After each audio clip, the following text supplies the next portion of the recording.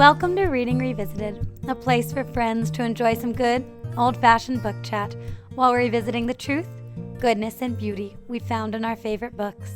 I'm Kelsey Hartley. I'm Hannah Swear. And I'm Jessica Risma. And we are here today with David Bates from Pints with Jack to chat about C.S. Lewis's Space Trilogy. Hey guys, how are you doing? I am great. How are you guys doing? Doing well today. How are you, David? I'm doing great. I have poured myself a beer, and I'm ready to talk about C.S. Lewis. This is my happy place right here. I do feel a little bad that you're drinking alone here. Yes. I mean, I have a Diet Pepsi, so cheers. Cheers. Love it. Might need to go find that whiskey in a little bit. Yeah. I was saying before we started recording that my husband works at a distillery, and this would have been the perfect time to shout Perfect. out Beehawk. So anyway, if anybody lives in the General Sandhills area, Brad Halling American Whiskey Company, it's really great. And yeah, they're really great. But I'm not drinking them right now because we have like a pour left in the cabinet, and I'm not sure if I'm allowed to drink it. I mean, I'm sure I am, but oh, well, thanks for coming on, David. Before we get started with talking about Lewis, can you just tell us a little bit about yourself? Sure thing. As you can tell from the lovely way that I pronounce words, I'm English. I moved to the United States in 2008, so I've actually been here quite a while now. I have a wife. I proposed to her in February of 2020. And for those of you that remember that time, you know that was just before the world shut down. So we got married during COVID. I planned our wedding about 6 or 7 times because Gavin Newsom kept changing the rules. Yes. The nice thing about getting married during COVID is that people still send you presents, but they don't actually have to come to the party. So it actually worked out rather well for us. In fact, ever since, I always encourage couples who've just got engaged. It's like, seriously, it doesn't need to be complicated. True. I agree. But yeah, so we got married during COVID, and then I drove her from San Diego in California to La Crosse, Wisconsin, where we now live, also during COVID. And about a week and a half later, my son Alexander was born. And since then, we also have my daughter Lucy. A surprising name for somebody that really likes C.S. Lewis, I'm sure. But for my day job, I'm a software engineer. I lead a team of developers out of Chicago, and I'm one of the hosts of Pints with Jack, which is a C.S. Lewis podcast where we interview enthusiasts and scholars and work through his books, typically a chapter at a time. David, you were the second male guest we've had on this podcast, and the first one was also an engineer, which is just a unique, why does this literature podcast only bring on engineers if they're guys? There's I don't some know. connection. You are our first Brit, though. So Yeah, that That's is true. Well, Yeah, that we is can a give you high that, honor. Laurel. I will find somewhere to plant a flag. That's awesome. Well, do you want to tell us a little bit about how you were introduced to Lewis? And you shouted out Pints with Jack a little bit, but I'd love to hear how your interest in Lewis developed into that project. Yeah, well, I grew up hearing my mother read the Chronicles of Narnia to my older sister. And so I was a huge Narnian fan for as long as I can remember. I had a toy lion called Aslan. We went to Oxford to see several stage adaptations of the books. And I was, because I'm so old, I was actually watching the BBC adaptations, the ones with like the 6-foot beavers. I was watching those on TV as they were coming out. I actually found the tickets that I made for my friends. I actually had a watch party before watch parties were a thing. Oh, that's adorable. It's very cute. So I was hugely into Narnia as a kid. Then I think the last time I read any of the books I was about 10 or 11. But I rediscovered Narnia again in my 20s. I was babysitting for a family for church. I was a single guy, and I was the youngest child in the family, so I had no idea what to do with children. So I bribed them with reading the Chronicles of Narnia. And so as I was reading it to them, I fell in love with it all over again. I always had very warm feelings for Narnia, but coming back to it as an adult and seeing all of the extra layers and the things that he was doing, I fell in love with it again. I bought the series again, read them, I think, in about a week or two. And now my faith had come alive. So I was part of a faith community where when people saw me with the Chronicles of Narnia book tucked into my bag, they said, "Oh, have you read any of his other stuff?" And so that's when I found out that he wrote far more than just the Chronicles of Narnia, about 30 or 40 books, depending on how you chop them up. And so I started chipping away at his apologetics and his fantasy. And I would read a book or two every year or two. And I always told myself that at some point I want to get into a book club where I can discuss Lewis more, because I always feel like I'm enjoying it, but there's much more going on here than I'm really understanding. And so fast forwarding to about 2017, I was living in San Diego and I was at a party and I met a guy called Matt Bush. And as I want to do at parties, I was talking about C.S. Lewis. And he and I had a moment that Lewis describes in The Four Loves as, "What, you two? I thought I was the only Yes. one." Yes. So he loved Lewis as well. And so we agreed that we were going to meet up for a coffee and start working our way through Mere Christianity together. I posted about it on Facebook. Suddenly we had a book group. And so we had typically about 10 people turn up once a month to work our way through the books that we were discussing. And that was a lot of fun, but it still kind of felt a little rushed. So I suggested to Matt, why don't we do one of those podcast things? And so we can just do it chapter by chapter and, really get down to brass tacks. And we didn't have plans to go beyond that, but it kind of got out of hand, and we're now on season 8. So we started the podcast. We initially named it The Eagle and Child, which was the pub where C.S. Lewis met with the Inklings, his literary friends, where they would talk about, well, typically in the pub they would talk about church politics, but then on Thursday nights they would meet in his rooms for strong tea, pipes, and they would read each other's manuscripts. And so we initially named the podcast The Eagle and Child because we wanted the idea that you were just joining us as we were joining Lewis and his friends around a pint, discussing literature. But then when we bought a domain, we were forced to change the name, and so we renamed ourselves to Pints with Jack. So Pints is hopefully obvious, and Jack is Lewis's nickname that he had ever since he was a young child, and that was what his friends called him. And Jack and I have spent enough time together that I regard him as a close friend, so that's what we call him. And then in 2020, Andrew joined. Andrew was at the time he was a layman, but he was just starting ordination in the Episcopal Church. And we had him on as a special guest for Till We Have Faces, which is his favorite book. Oh my goodness! If you ever want anyone to wax poetic about it, he's your man. But he came on a couple of times that season because we felt kind of out of our depth and like we needed some help. So we interviewed him a couple of times, and then at the end he said, "Can I come on more regularly?" And so he joined the team, and since then we've gone through Mere Christianity, The Great Divorce, Till We Have Faces, the Screwtape Letters, The Four Loves, Out of the Silent Planet, which we'll talk about in a little bit, various letter collections, because Lewis wrote every day, so it's an obscene amount of stuff. So we just did his Latin letters, which he wrote to a guy who was later canonized in the Catholic Church, and they were writing to each other in Latin, as you do. Letters to an American Lady, which this nicely coincided with Lucy's birth. So there's pictures of me at that Christmas with Lucy on my chest, me reading her Letters to an American Lady. And also his letters to children, which are just adorable. And at the moment, we are in another one of the trilogy. We are currently going through Perelandra. Awesome. That's awesome. Perfect. I just picked up Letters to an American Lady last week, and I love it. It's just such a unique, seeing the letters. Yeah, I'm as always with C.S. Lewis, but I'm gonna have to sit with it for a while. Those That ones was are actually kind of the first book that- underrated, I feel like. Yeah, it was actually the first book, Andrew, my co-host, that he read of Lewis. And wow. it is a very particular kind of Lewis. People talk about there are different Lewises. There's Lewis, the literary critic, Lewis, the apologist. Here you have Lewis, the pastor. All of his advice in his letters is wonderful.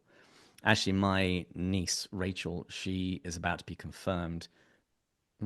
Well, actually, probably about the time that this podcast goes out. So she's going to be confirmed. I was trying to think what to do about it. And there's a letter from C.S. Lewis to his goddaughter on the eve of her confirmation. And I'm literally just going to type it out because there is no better Oh, advice, where he Yeah. basically says this is something wonderful. God may give you special feelings along with this, but whether he does or whether he doesn't, what's important is the grace that's there. And he also mentions that as her godfather, he's included a little bit of poor magic along with the letter, i.e., some money. And since I'm also my niece's godfather, I will be doing the same. oh, that's sweet. My daughter, my oldest daughter's godfather, got her a copy of The Lion, the Witch, and the Wardrobe because it's inscribed to Lucy, his goddaughter. Yeah. And then he wrote a note that like very well mirrors the note that Lewis wrote. It's very sweet. It's a prized possession that I think now she's 9. I think she like just can appreciate it now.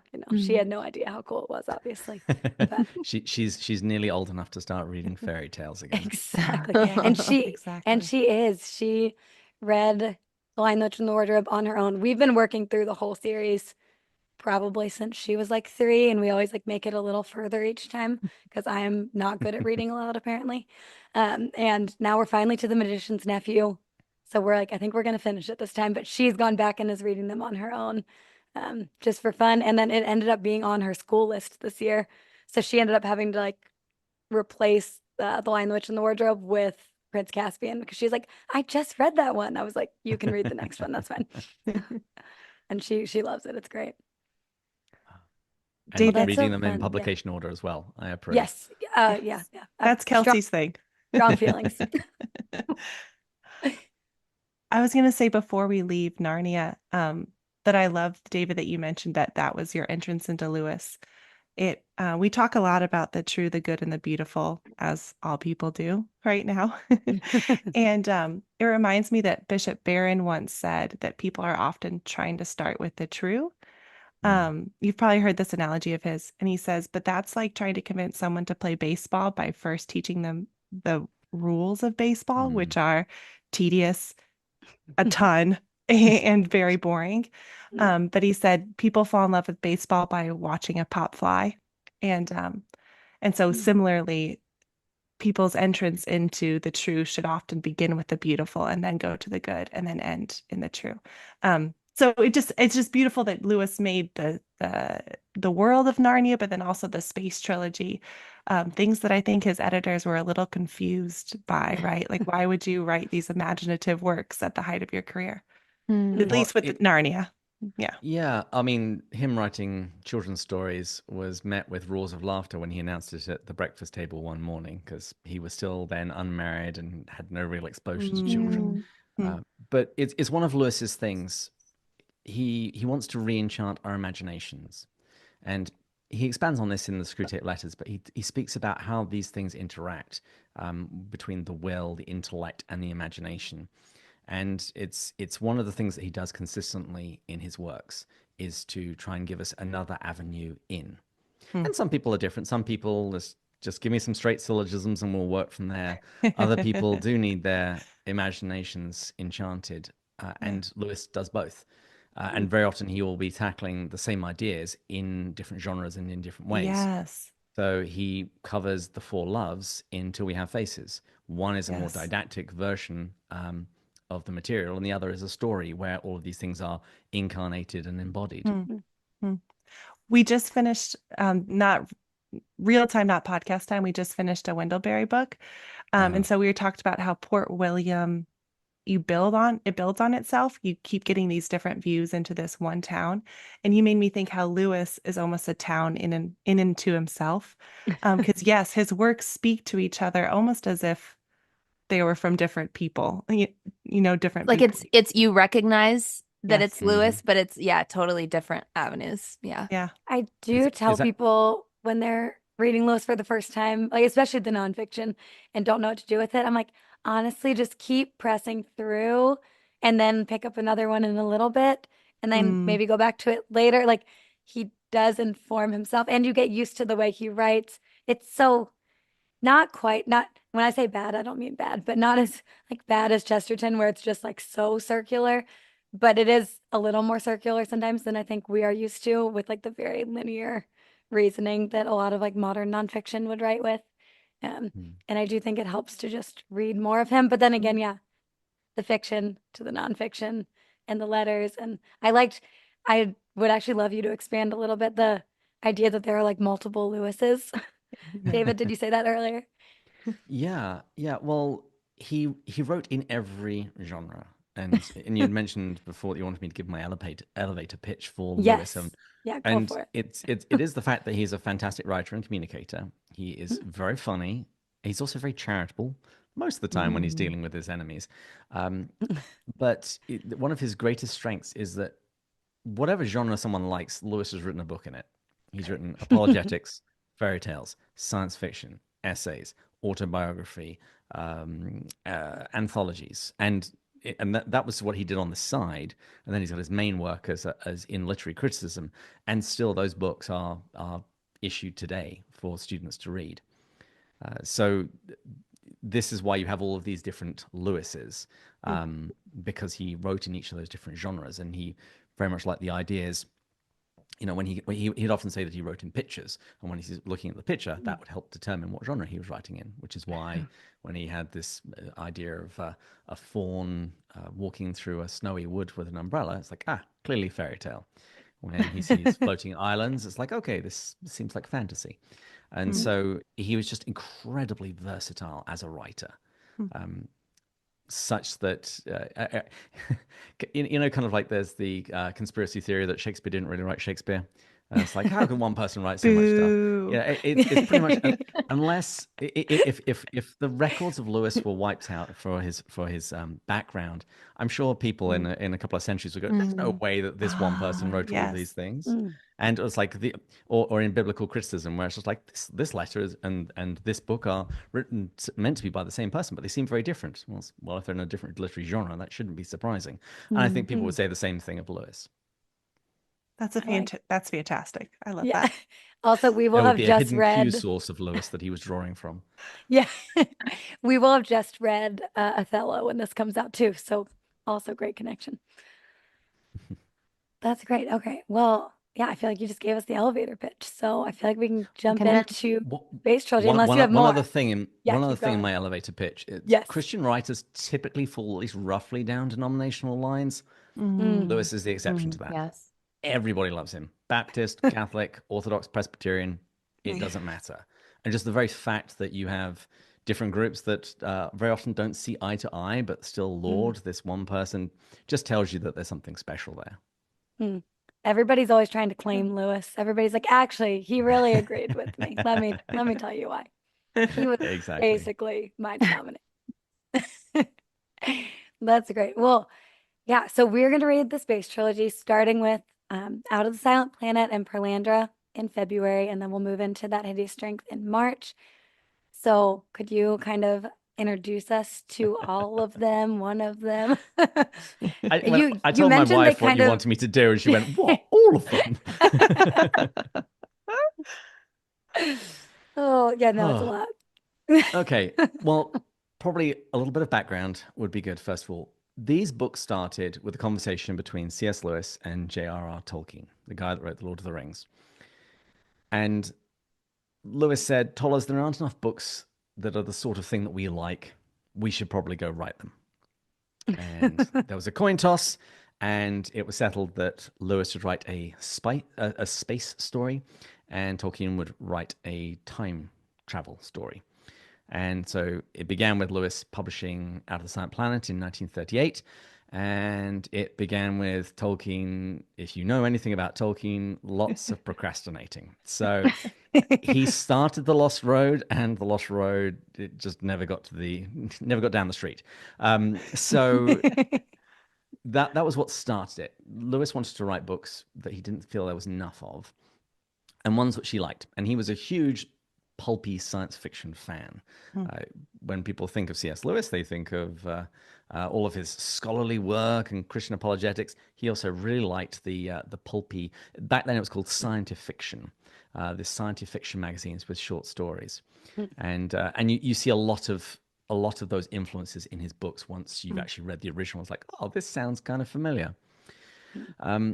But Lewis first of all produced Out of the Silent Planet, and then a few years later, Perelandra, and then after that, that hideous strength. In terms of as a whole, it is a little strange because it shifts genre. It doesn't stay exactly where it began. So, if you've read, say, H.G. Wells or David Lindsay. So H.G. Wells wrote The First Men on the Moon, and David Lindsay, he had The Voyage to Arcturus. If you read those and you then read Out of the Silent Planet, you go, oh, he's aping this. It's really similar, but then with a twist. And it's the twist where Lewis does really well. And that's a very medieval model, that you don't just invent stories from whole cloth. You take what's originally there and you go, I don't like this bit, and this bit. I'm going to change them. What if? And then they see that work out. And so that's what he does in Out of the Silent Planet. But by the time we get to Perelandra, it's more akin to fantasy. Now, the distinction between science fiction and fantasy, people will argue about forever. I would say, is it basically about machines, or is it about magic and the supernatural? And so that's why I would say that there's a transition between those first two books. Because in the first book, he travels to another planet in a spaceship. In the second book, he is taken by a supernatural being in a coffin. So, Yes. so I would say that there's a definite shift between the first and second books.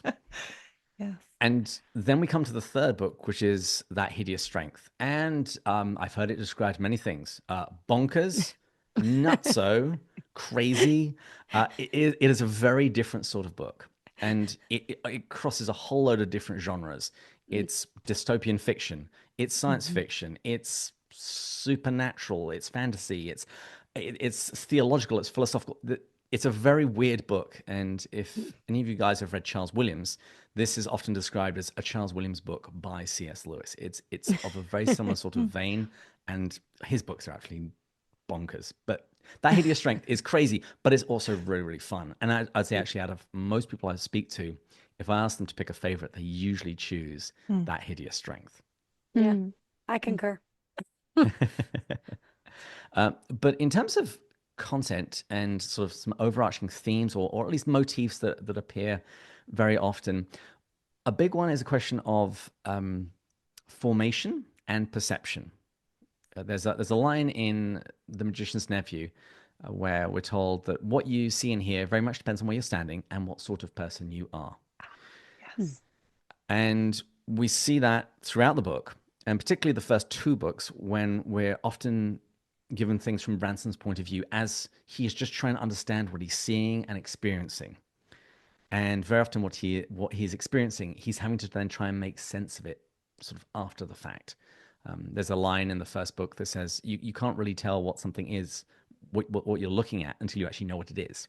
Mm-hmm. And so that idea of increased perception and the baggage and the background we bring to things very much shapes how we view things. So I'm really going to try and stay spoiler free in all this, but the bad guys of the first one, they bring a lot of very nasty baggage with them, and how they view other people in general, humans in particular, and aliens especially. And that shapes everything about how they perceive what happens in that book. And it's only Ransom who is a better man. He's still a flawed man, but he's a better man. It's only when he goes and actually experiences things as unencumbered as he can that he starts getting to the truth about the planet and understanding his place on this planet and in this larger story that we soon find that they're part of. And when we're talking about Ransom, you could view these books as kind of an Arthurian romance. And so I don't mean necessarily, like a bodice ripper or, smoochy stuff. None of that. But romance in its more classical sense. And it's a knight errant, a knight on horseback who is on a quest. And the point of all of those stories is, one, to have, a rip-roaring adventure, and that's fun. But then to see the change in our protagonist as he goes through each of these quests and each of these challenges, and see how they each prepare him for the challenge that's going to come afterwards. And so really that's the thing that holds this whole series together. It's Ransom himself. And you will find purists that will say this is not a space trilogy, this is the Ransom trilogy, because he is the common element to it. And his progression from where he begins to where he ends is really significant. Um, oh my goodness, I don't know what else to say. There's so many other things to say. Good and evil, and the nature of humanity, what life on other planets would mean for Christianity and faith in general. And Lewis dealt with this in essays called like Religion and Rocketry, and The Seeing Eye. But once again, Lewis tackles the same subject in multiple ways. And here he's giving us the working out of what life on other planets would mean in terms of the fall, salvation, the role of the incarnation, and Jesus on the cross. And I, I think the other thing that I'd have to mention, particularly for the last one, is about knowledge and power. You see it early on in the bad guys, what they value, what they prize, but you really see, particularly by the third one, how all of this can become twisted. Knowledge is a good thing.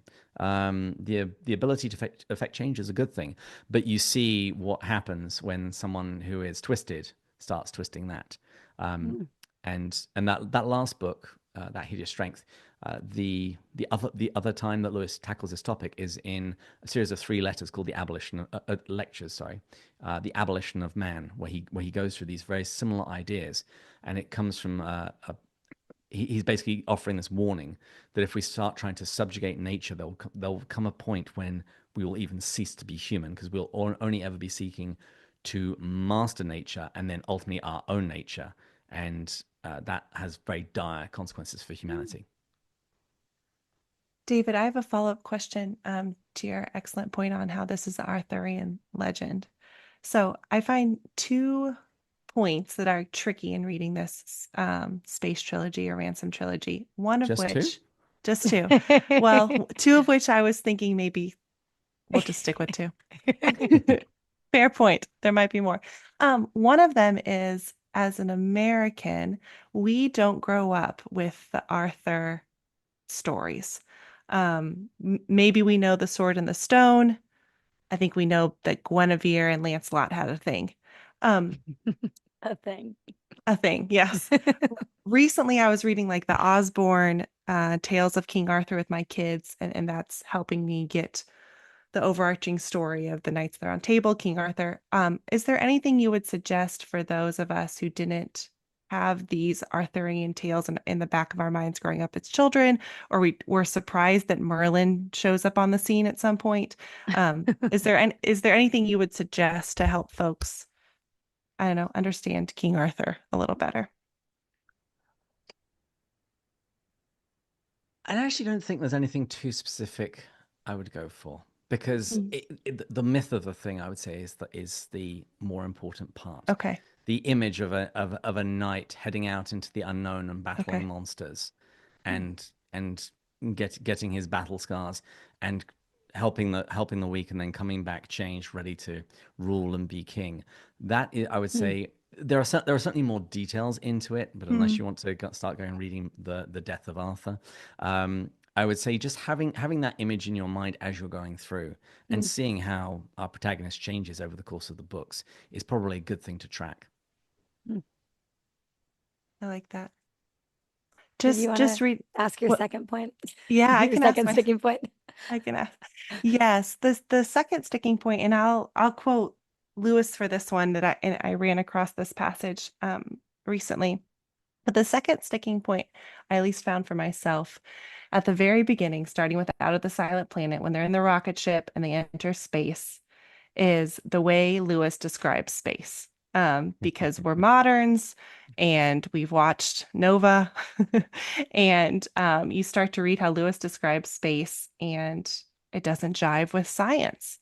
And so you start to say, what do you live under a rock? Like, you start to look up the publication year, like how much do they know about space when he wrote this? So I had, to give you time to think, I had a quote from Jason Baxter on this. Jason Baxter, Jason. I know he's fantastic, isn't he? His book's just about to come out. I'm really excited. Why literature still matters.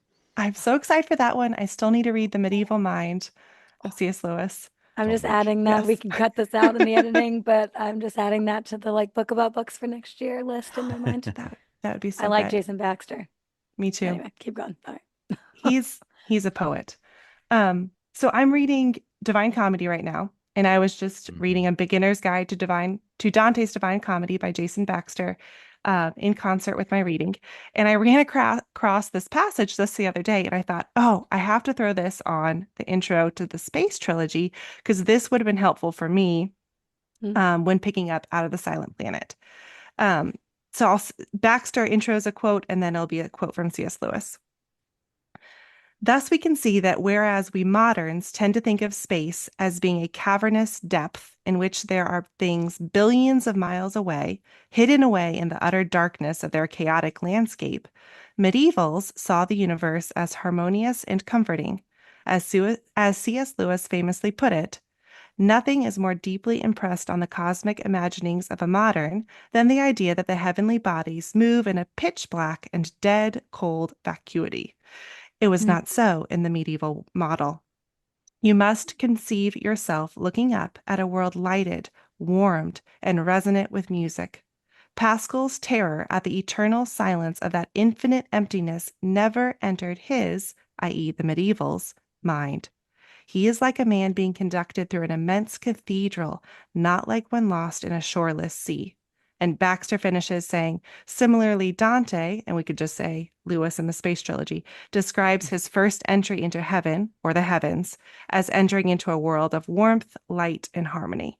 So I'm just going to throw that out there because I think understanding how the medievals would have thought about space would have helped me, since I think Lewis is following in that tradition rather than the more cold scientific thoughts of space. Yeah. Yeah, Ransom, he says, or he thinks this, as he's traveling through. He says, the very name space seemed a blasphemous libel for this empyrean ocean of radiance in which they swam. Older thinkers had been wiser when they had older thinkers had been wiser when they named it simply the heavens that declare the glory. Beautiful. Yeah, Lewis was a medievalist. That was the lens that through which he saw things, and he saw the rampant progression of technology and science as not always necessarily a good thing, particularly when it disenchants our world.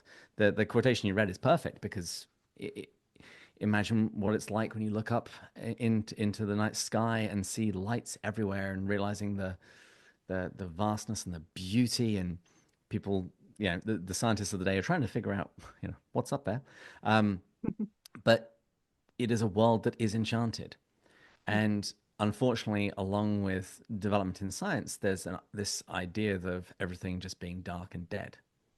And so one of the things that Lewis actually says in the end of the first book was that if we just at least get people to start calling space the heavens again, that we'd have made a good step. And it was all about re-enchanting and considering the models through which we view the world.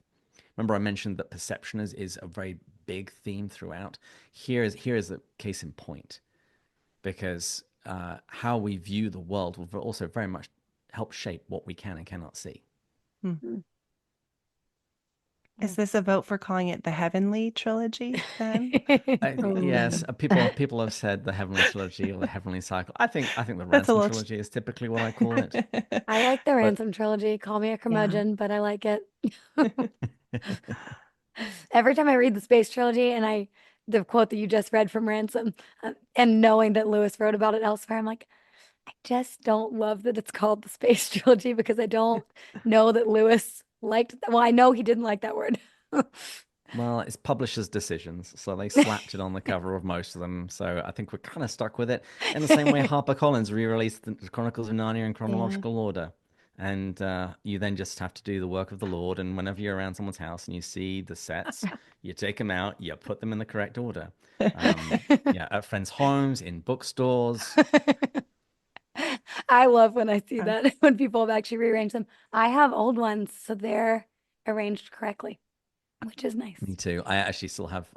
When I went back home, I managed to find at least a couple of the ones that we had growing up, and they still have the proper numbering on them. I found all of mine, or almost all of them. I think I bought 2 off of eBay, but I don't know that they're all first editions, but some of them are first edition or first American editions, maybe. But they're in the correct order, like nice hardback, cloth bound. And some of them even have like a little image on the cloth bound cover, like under the dust jacket. Very cute. But I got most of them for free when my parents' Baptist church library was closing. They were just like 5 out of the 7 were just sitting there. I was like, yeah, I feel a little bit bad about this, but not bad enough. And I'm just going to take these before anybody else sees them. I didn't even go there. I was just like visiting at college or something. Like, yeah, these are mine now. So they sit on top of our piano. They're a proud possession. But yes, correct order. Now, I'm not necessarily recommending that you go and like Sharpie off Space Trilogy on other people's Space Trilogy book. It's a little more permanent than like rearranging in a box. I have been tempted to get little printed stickers 1 through 7 and just have them in my wallet at all times. So I can even leave them in the current order, but I'll stick the numbers over the top of the existing ones. Mhm. Oh, But no. just to wrap up that thing about the heavens, Mm. if people are interested in this sort of thing, Dr. Michael Ward, he wrote a book called There you Planet go. Narnia and the Yeah. Narnia Code that digs into this in a good deal of detail. But also Jason Baxter's book, The Medieval Mind of C.S. Lewis, really will help Mm. um, give people an understanding as to what Lewis thought had been lost and what he was trying to reclaim. He isn't in any great doubt as to the findings of modern science. And actually, even in Out of the Silent Planet, because in the medieval conception of the cosmos, the Earth is at the bottom, or at the center, depending on how you like to look at it. But you actually see in Out of the Silent Planet when the Ransom sees a depiction of the heavens of our solar system, it is scientifically accurate. Mm. But like I said, it was the power of the symbols that Lewis was really trying to recover here. Mm. I've read part of Planet Narnia, but not the whole thing. And my intention is that, of course, I will read it while we're reading the Space Trilogy, but we'll see what happens. But have you read the Narnia Code? It's Mhm. like a shorter version, It's a essentially. more popular version. I would recommend most people go for the Narnia Code if Do they that. haven't read the Ransom trilogy ahead of time, Okay. because he digs into that a good deal, as well as Okay. it's just more detailed, more scholarly. Narnia Code is really nice and readable, and it gives you a very clear conception of what Lewis was very likely doing with the Chronicles of Mm. Narnia, modeling each of the books after one of the planets of the heavens. Okay. I it's I wouldn't say it's even too hard, but it's just very, very detailed, the Oh yeah, Planet Narnia. it's So dense. anyway, I might need to get a copy of the Narnia Code because that's more likely to get read in those 2 months. But okay, well, I think that's good unless you have anything else you want to add specifically on the Space Trilogy. I don't know, is we might have covered this enough. But like, yeah, people that aren't sci-fi readers, will we like it? People that are sci-fi readers, are they going to be like really upset about it? I would say everybody check your expectations at the door. Mm. If you like science fiction from the 1930s, you'll certainly recognize the style of this. I made the mistake of reading Out of the Silent Planet for the first time, expecting Star Wars. I did not get Star Wars, so I would say Very really few try and, lightsabers. well, Very few. just a couple. Use the Force, Ransom. But but yeah, I would actually say, as a piece of general advice, everybody check your expectations at the door. This isn't going to be Narnia. This isn't going to be Star Wars or Star Trek. It is its own thing. It's well worth it, and very often there are some Lewis books that you can love all the way through. There are some that click at the end when you actually see what he's been doing Mm. and when you reflect upon it. These books, I would say, are definitely more of the latter kind. And I'd also say, in particular in Perelandra, you're going to get some of the best prose you will ever read ever. I think it really is Lewis at the top of his game. Mm. And lastly, just the advice I always give for Lewis, and I've heard it echoed on your previous episodes: read slowly, read in community, because it's always so much more entertaining, and you get so much more out of it when you're bouncing off other people as you're reading books like this. Because these are classics, and they've stood the test of time, and I'm sure they will for many many years to come. But because of that, it's much better to read it with a group of friends. Mm. I'm getting excited, guys. I wish we were able to do spoilers because now I want to hear your favorite prose sections of Paralandra. Oh, they're mostly at the end, but Yeah. Okay. I would also say the descriptions of Perelandra are just Mhm. just gorgeous. Yeah, Mm. I want to go there. I can't wait. Can't wait. Oh, all right. There was Well, actually an opera, by the way, of really. Perelandra. Yes, and it was actually begun in Lewis's lifetime, and he'd heard some of it. Was it good? It's not bad. The recordings are kind of hard to come by, but I've Uh, managed to get it, and I'll probably play some of it on our podcast probably once we've finished reading, so people can get a sample of it. But yeah, it's pretty good. I mean, That's That's it neat. is very operatic because Mhm. it's like it's Paradise Lost. It very much fits in with all of those themes. So you can imagine a big fat lady singing at the front of a theater about Perelandra. Green, of Was she? course. Well, I was gonna say, was she green? Oh, all right. We can skip this question if it's too much like your top five, but are there other Lewis books you would want to recommend to people if they're just getting into Lewis and they like this or don't, but want to read more Lewis? Where would you tell them to go next? Uh, Pointing to my earlier comments about him and literary genres, it really is start in the kind of genre that you like. Uh, my personal opinion is The Great Divorce is his best work. I know Yes. some people say Till We Have Yes. Faces, and that's what did I put that down? Number five. I put that down as number five. It's definitely his deepest, but I don't think it's his best. Mm. But yeah, the Great Divorce is another what if. So the Chronicles of Narnia is what if the second person of the Trinity created a world of talking beasts and wanted to enter into it and redeem it? What would that look like? Mm. In the Great Divorce, it's what if people in hell got the option of visiting heaven for the day and even staying there if they wanted to? How would that work out? And it's the book that I've read the most. Mm. I use it basically like a devotional because I Mhm. feel convicted every single time I read it. Uh, Yes. and it's really, although the book is set in the afterlife, it's not about the afterlife. It is about the choices that we make, and that how we turn ourselves into heavenly creatures or hellish creatures by those decisions, those compound decisions that build Mhm. upon one another. Uh, Mm. and I Yeah. absolutely love it. Great Divorce is wonderful. Yeah. In a similar vein, The Screwtape Letters. That's Mhm. probably my Mhm. number two Lewis book. It's like The Great Divorce, but funny. It's the satire in it is just superb. And for people that don't know, these are letters from a senior demon to a junior demon who's been tasked with trying to to tempt somebody towards hell. Mm. The Four Loves, if you like more philosophical thinking or thinking about the very nature of reality, The Four Loves is wonderful because Mhm. it's a word that we use a lot, and particularly in English, it has a very wide semantic range.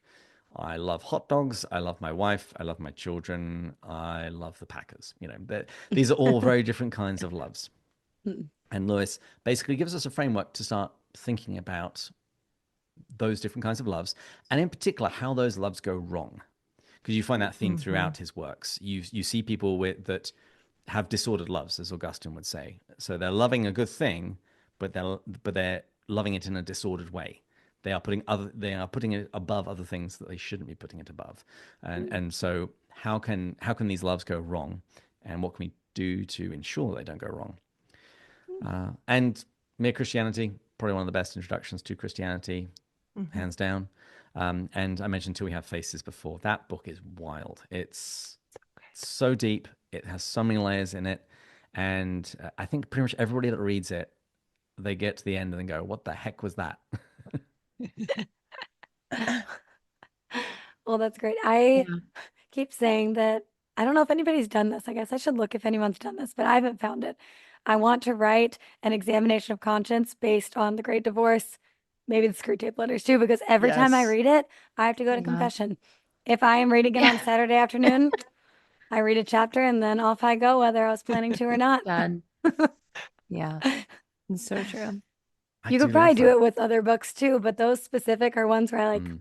can't pick them up unless I am ready to march my way a block to church. Yeah. Unless you have a free 3 to 4 p.m. time slot on your Saturday. Yeah.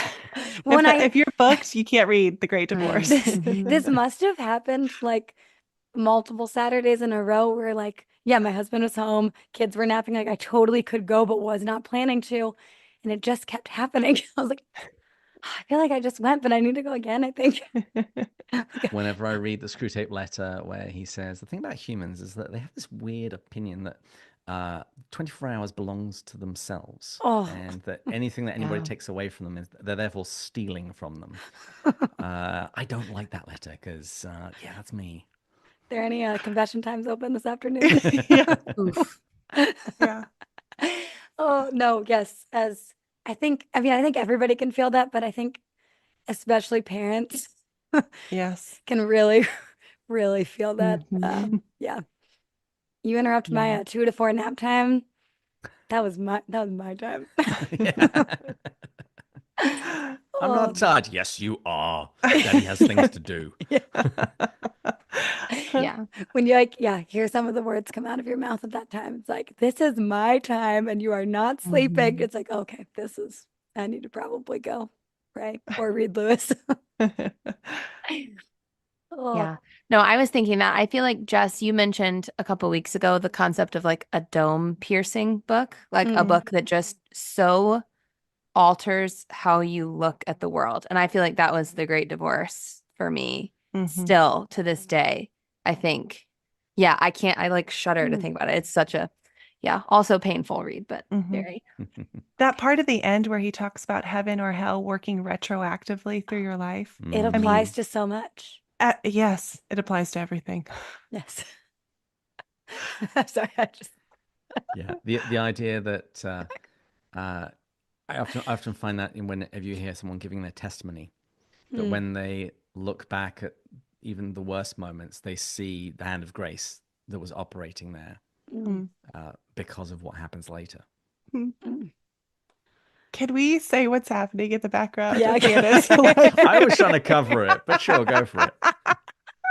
I'm Who could so describe this best? I mean, we're talking about sci-fi. There was a I was Yeah. like, lightsaber in the speaking, there was a background. Jedi back there. Yoda Yeah. has entered, and then the other one's a pumpkin. They have apparently gotten into the Halloween costumes. I'm hoping it will keep them occupied for the next 20 minutes or however long we need. This is my time. I'm prepared for anything, guys. I don't have any idea what's going to walk up those stairs, but we'll see. We'll see. Sorry. Carry on. That is when we're podcasting and something happens, sometimes I will be like, I will allow it. I will allow it. Like, would never have allowed it otherwise, but I will allow it. Yes. Oh, all right. And then you mentioned a couple other like sci-fi authors of the time. Are there any authors that write anything like a space trilogy that we should like look out for besides those, or is it just kind of its own thing? For the first book, Wells is probably your best bet. But I don't know. I think that the Ransom trilogy it's unique. There's nothing Mm. really quite like it. I'm here for that answer. I like it too. All right. Well, are you ready to jump in and tell us your top 5 favorite books? No pressure at all. Not permanent. I tried really hard not to think too hard about this. Perfect. You have to just, you can't. I We're was just joking. writing down what are some books that I really like. I got to about 10, and then I thought, okay, I want to stop. I'm going to try and sort Mhm, these a little bit. Yeah. So Alright, my go number on. 5 is Yes. Sense and Sensibility. Ooh. I know everybody goes for some of the other ones, but Sense and Sensibility is my favorite. They're the characters that I like the most. I like the Mm. story the best. And I also think it's got one of the best adaptations in terms of movies out of the Jane Austen set. Yes. Which one? The Emma Thompson one? Emma Okay. Thompson and Mhm. Kate Winslet Yeah. and Mhm. Alan Rickman. Oh yeah. Can't beat that cast. Yeah, no. No. No, that's, yeah. Now I wanna That's, go I watch like it. that. I love Sense and Sensibility, but I also have to say, as our first, like one of our first male guests, usually the women all say Pride and Prejudice. Maybe Mr. Darcy, it's a, I don't know. I feel like maybe that's a connection, but Sense and Sensibility is also, it's great. Good Well, choice. Lewis was also a fan of Jane Austen. I think he indicates that Persuasion was his Mhm. favorite, and that's my wife's favorite, and it is great. But Yeah. Sense and Sense. Good one. I began with Pride and Prejudice. I was actually in high school writing a book report on the new BBC adaptation that was coming out, and I hadn't read the book, and I fell in love with it and loved it, and then I read the book. But then I did the same thing with Sense and Sensibility, and it seemed to have all the things I enjoyed in Pride and Prejudice, but I don't know, Mhm. polished a little bit more. I liked it. Yes. Mm. Who is your Uh, favorite character in Sense? If that's even a Yeah. good question in Sense and oh, Sensibility. Colonel Brandon frustrates me because Mm. I think he's I too like to good for hear her. that. Oh, yes. It's like, yeah. I think probably Eleanor, Hmm. just because Hmm. she has in a lot of Jane Austen's books, her heroines often have a very strong moral core, Mm-hmm. and Hmm. Eleanor certainly has that, and she Hmm. absolutely sticks to it even when it's ripping her heart out. It's true. Mm-hmm. It's true. She knows what's right, and that's what she's going to do, and she's just going to deal with the horrible feelings that come with it Mm-hmm. Hmm. when she's not getting what she wants. Yeah. But it all ends happily, so that's good. Mm-hmm. Yeah. Mm. All right, good Uh, good choice. We approve. okay. For my second one, number 4, Leaf by Niggle by J.R.R. Mm. Tolkien. It's actually my favorite. It's my favorite short work of his, just because one, when you know Tolkien's story, the fact that he labored for decades on the Lord of the Rings and the Silmarillion, and then this work sort of came to him in a dream, and he knocked it out in a day or so. Mm. That's a miracle. So you need to read Yeah. this just on based on that alone. Mm-hmm. Um, but it's actually a wonderful companion piece to The Great Divorce, because it is about a purgation process, and it's also highly symbolic. Tolkien famously said that he hated allegory in all its forms. Well, Leaf by Niggle is an allegory, and I think it's one of the best things he ever wrote. Mhm. Yeah. Awesome. Oh, I do love Leaf by Nagel. We did read that like years and years ago. And then we read The Great Divorce, and I think some people picked up Leaf by Nagel at the same time because yeah, they do go really well together. Hmm. That's so good. Yeah, And like a also, gin and tonic. yeah, Mhm. the the fact that he worked so long on Lord of the Rings and then the main character in Leaf by Nagel, well, Nagel, like works so long and has like one leaf. You're like, Mhm. oh, okay, yeah, this was Tolkien's examination of conscience. Yeah. All right, my number 3. This was actually a book that was introduced to me by my wife. It's The Scarlet Pimpernel. I love the Scarlet I haven't Pimpernel. read it. Oh She my tried to read goodness. me it for years. Well, maybe not years. At least a year. She really wanted me to read it, and it was actually when we were visiting England, and we were in Bath in a quite famous little cafe called Sally Lunn's Buns, and she was reading it to me, and I fell asleep again. This was not the first time she'd read it to me. I don't know. Maybe I found her voice calming, but anyway, she tried to get me to read it, and I was a boy and annoying, and I didn't. And then when we moved to Wisconsin, she started her own book club here, and that was one of the books they were doing, and I decided to read it on the sly, and I absolutely loved it. I'd had people pitch it as kind of like a James Bond in the era of the French Revolution, and it is and it isn't. It's really actually a love story. It's a love story about a husband and a wife and how they miscommunicate with each other, which Mhm. just puts the cherry on the top of my story as to my wife trying to get me to read this book. It is wonderful. It is fun, and Yes. you get to see some, you get to really fall in love with some characters, Yes. uh, and they spend most of the book miscommunicating, Mm. but fortunately, it all comes right in the end. I gave that book to a friend to read who's a priest, but I think he was in seminary when I gave it to him. So I think he was really in a mindset where he was trying to understand people, and specifically as a man who was about to be a priest and having half of his congregation was going to be female. I think he was really trying to understand women. And after he read it, he was like, I liked it, but I thought, I mean, wasn't the girl a little stereotypical, a little flat? Like, that's not how women are, is it? I'm like, yeah, that is. He was like, "Oh, all right, good to know." Yeah, I absolutely love that book. I read it for a shout out to Mother of Divine Grace homeschooling. I was homeschooled through 8th grade, and that's on their curriculum Mm. in middle school time. Yeah. Yeah, I've heard of it, but I've such never a read fun it. book. I Oh, feel like it's really you guys are fun. convincing me. Yeah. Especially for kids, if you're doing the French Revolution and A Tale of Two Cities is a little too much to bite off, Mm. switch it out for The Scarlet Pimpernel. Oh. Now isn't where this will have already happened when this comes out, but in real time, we're about to interview Karen Ulo, she's a Catholic Yes. novelist who wrote a historical fiction book on the French Revolution too. So anyway, Mhm. maybe I'll have to read this right after. Definitely not Yeah. before, because I need to get on that soon. Yeah.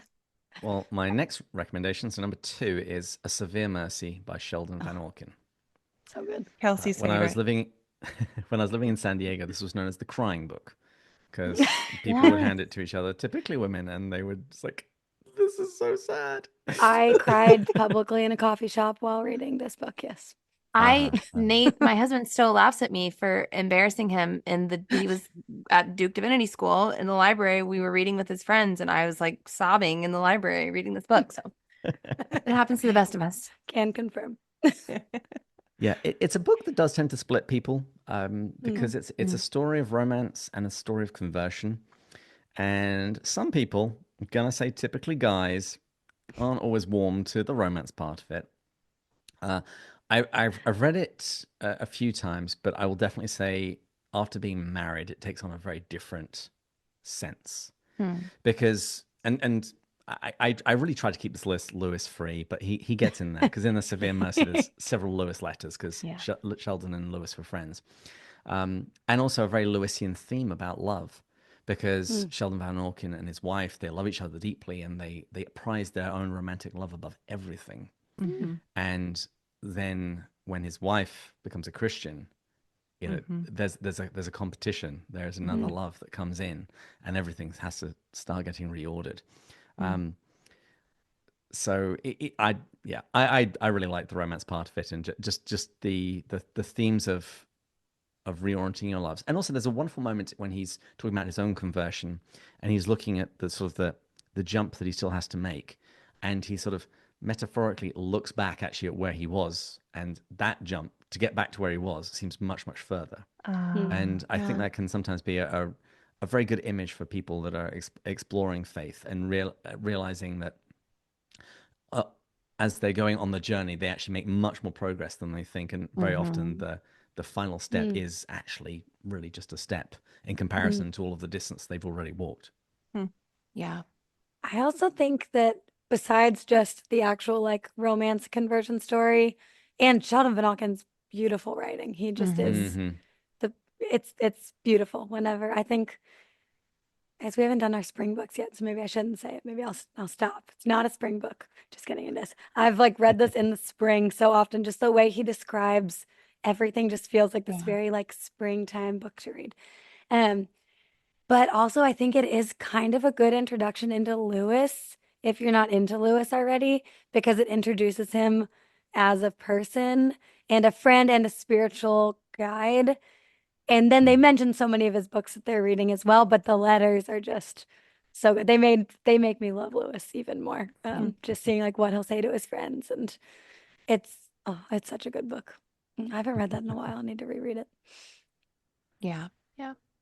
Okay. Well, before I give my number one, I'm going to do some honorable mentions because the Oh, list is right. written, so it's staying there.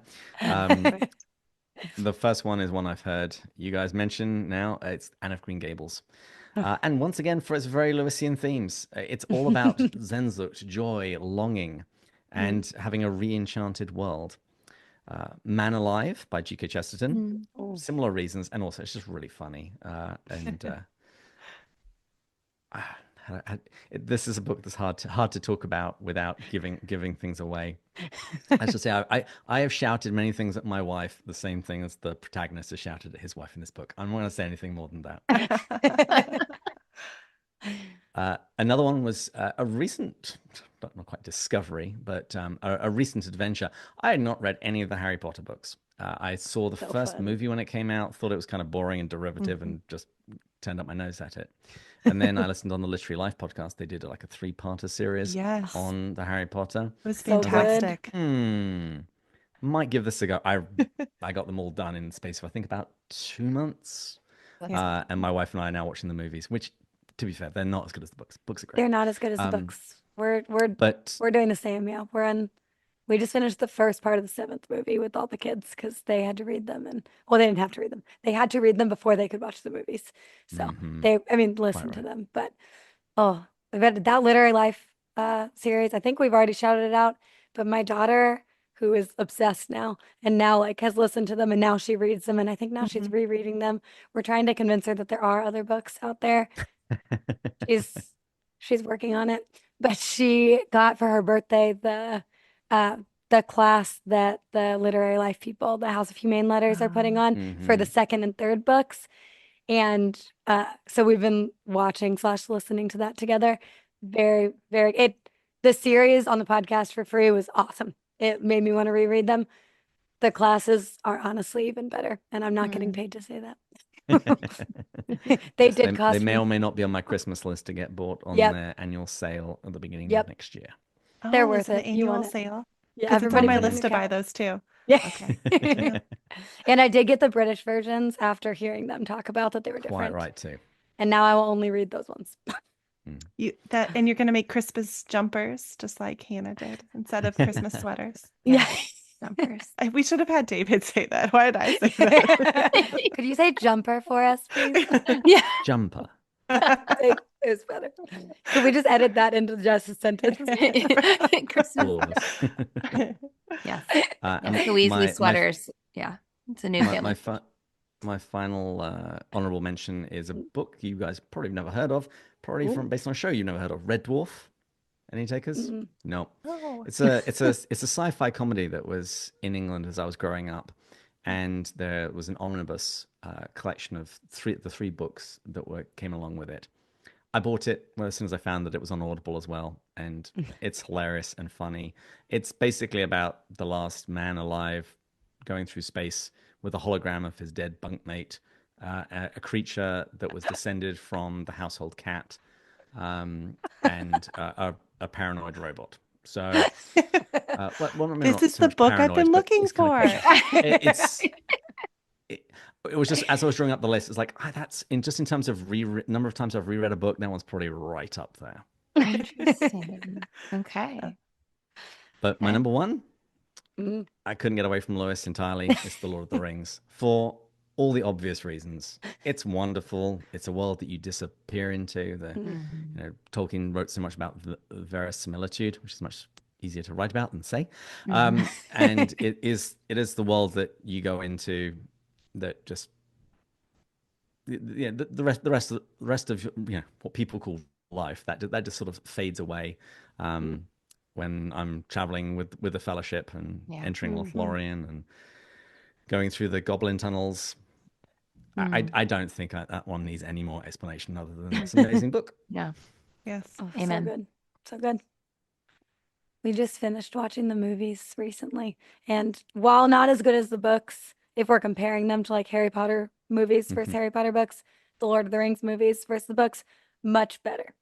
Not better Yes. than the books, better than the Harry Potter movies, Yeah. which are Right. also fun. I think both are fun. But we finished Lord of the Rings books or movies, and I'm like sobbing at the last scene. I'm like, I didn't know I was that into this, but I am. We So just good. finished reading The Hobbit last month with my 5 and 3-year-old, and they really wanted to watch a movie, and we were like not going to show them the whatever, Those aren't that good.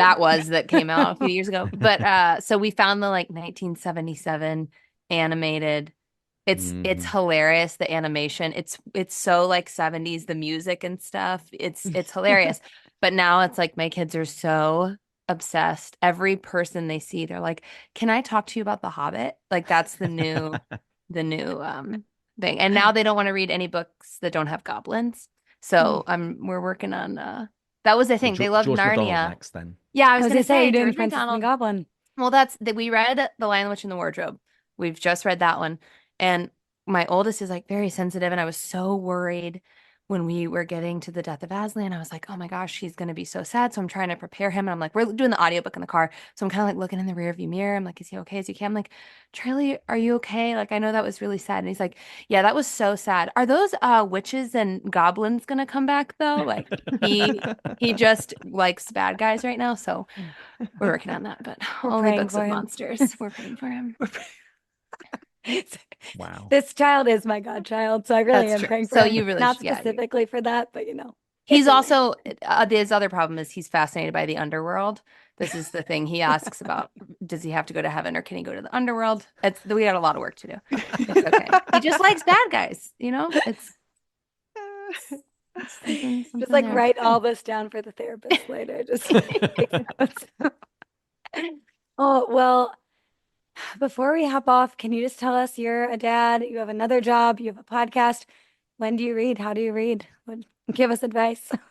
Well, in the mornings, I primarily read Hafty the Hamster, and in the evenings, chiefly Curious George. Oh, Love So it. yeah, that's pretty much most of my reading in it with actual books. Even as I'm reading Curious George in the evenings, I'm usually falling asleep. So the actual opening of real live books and reading is very rare, but I do listen to a lot of audiobooks because that I can do while I'm tidying up, while I'm driving. I can actually even do that in the evenings and mostly not fall asleep. Although there is a sleep timer just in case. Because on more than one occasions I have woken up in the morning to discover that I've quote unquote read one of my Audible books. It's like I remember chapter 1, maybe. But yeah, that's pretty much how I survive. On audiobooks. On very rare occasions, I actually get to sit down quietly with a book. Or thankfully, because my son's now 3, he's starting to get into good books, like books about superheroes, and he's not quite ready for Narnia yet. And I'm really working very hard not to just read them to them now. yeah. Although what we often do is I'll read him a book and then we turn out the light and I'll stay with him for like 5 minutes, and he'll say, "Daddy, can you tell me a story?" Because he loves stories in the dark. I have actually told him the story of The Hobbit in episodes. So That's over the That's course awesome. of, I think it took me about 2 weeks, I just told him what happened, and It's awesome. so he has That's kind of really read Tolkien. Hey, yeah. That's I like awesome. that. I like that. Oh, that's fun. All right. Well, where can we find you on the internet? You're at Pints with Jack. Do you guys have anything exciting coming up, going on?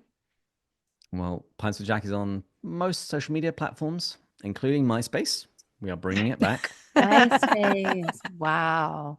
Yeah, yeah. And the hub for everything is pintswithjack.com, which is our website. And as for special projects, it will have already passed by the time this comes out. But at the end of November, we have C.S. Lewis Reading Day on November 29th.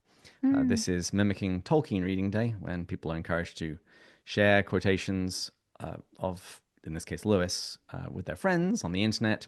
We've got a big library of nice, pretty quotation graphics for people to share. And there'll be groups getting together to do things, and there'll be special YouTube episodes and blog posts, and we'll be having several live streams that day. So they will still be available after the fact. So if you want to come and watch us talk about C.S. Lewis and friendship, which is the theme for this year, go to pintswithjack.com and you'll find the links. That sounds fun. That sounds fun. That's great.